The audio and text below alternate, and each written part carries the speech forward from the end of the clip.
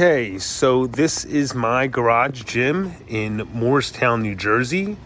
This is a 20 by 20 garage, two-car garage, which doesn't have our cars anymore. Just starting off, there is the Body Solid Power Rack, which isn't the best power rack. It's probably the first piece that I bought for the garage gym when I didn't really know too much about building a home gym. But the rack, I've not upgraded it simply because I like the fact that it's not a very tall rack and it fits in nicely the way I've organized the gym. And I try to keep the gym very organized from a safety standpoint and also just from a training standpoint. I have two young kids, 8 and 10.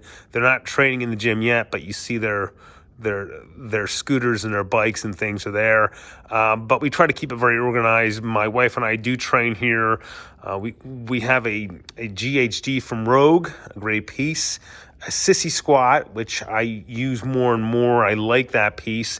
It isn't the best Sissy Squat machine, but for now it gets the job done. I really like the Elite FTS Sissy Squat that I'm looking at. There are plates. I think I have about 600 pounds or so in plates, maybe a little less, but it gets the job done. I have an incline bench, which I picked up from a gym that was closing in North Jersey for about $100. It was really a good deal.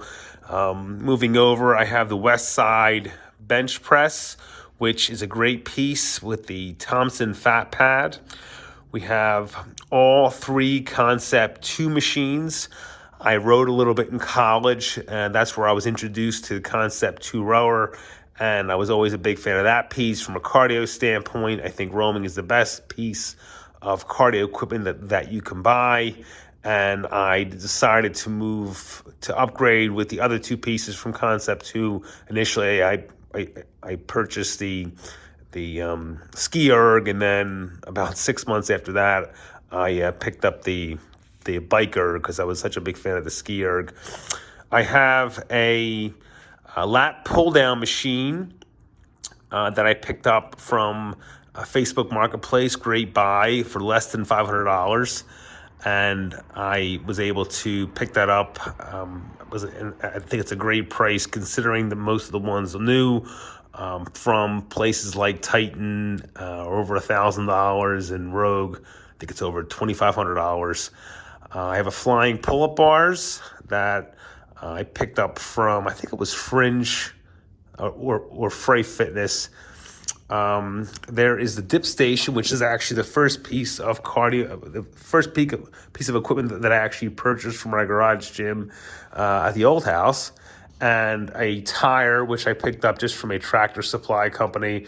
They were getting rid of some tires, and I got that for free.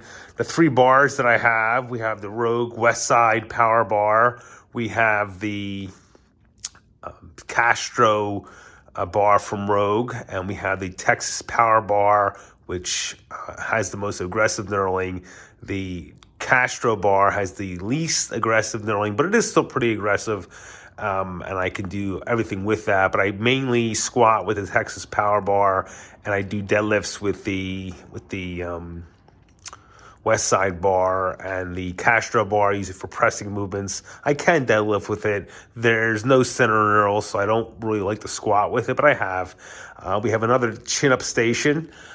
We have just a plyo blocks there. We can do some plyometrics with it and some push-up bars. You see my kids' stuff there.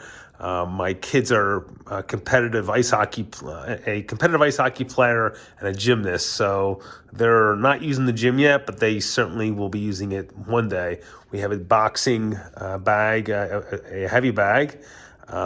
Moving over, there's more of their stuff here, very well organized. Like I said, from a safety standpoint, and also we like to keep things neat and tidy here just to avoid any type of injury or any type of just clutter. Finally, we have a dumbbell rack, which goes from 5 to 75 pounds. Next to that is a treadmill, which I really don't use, but my wife enjoys it. So we keep the treadmill.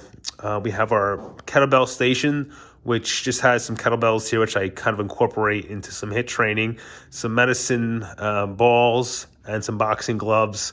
and just some chalk, which I try to chalk up for some of my movements there, so we keep that around.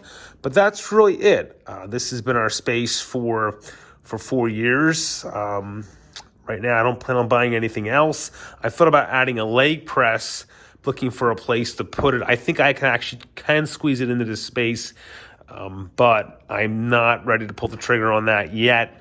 I did have a leg press, a PowerTech, a compact leg sled, which I actually sold to a personal trainer. I wasn't a big fan of that.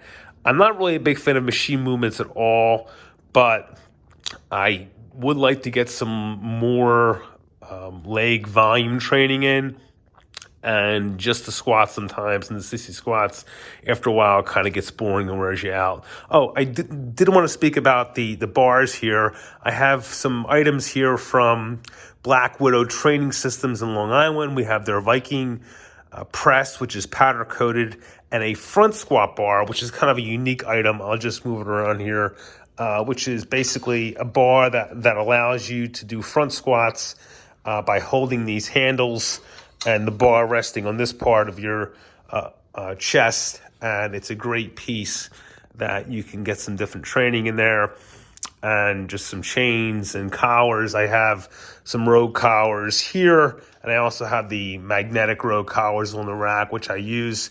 So that really concludes the gym. I hope you've enjoyed the tour, and keep up the great work. Thanks. Bye.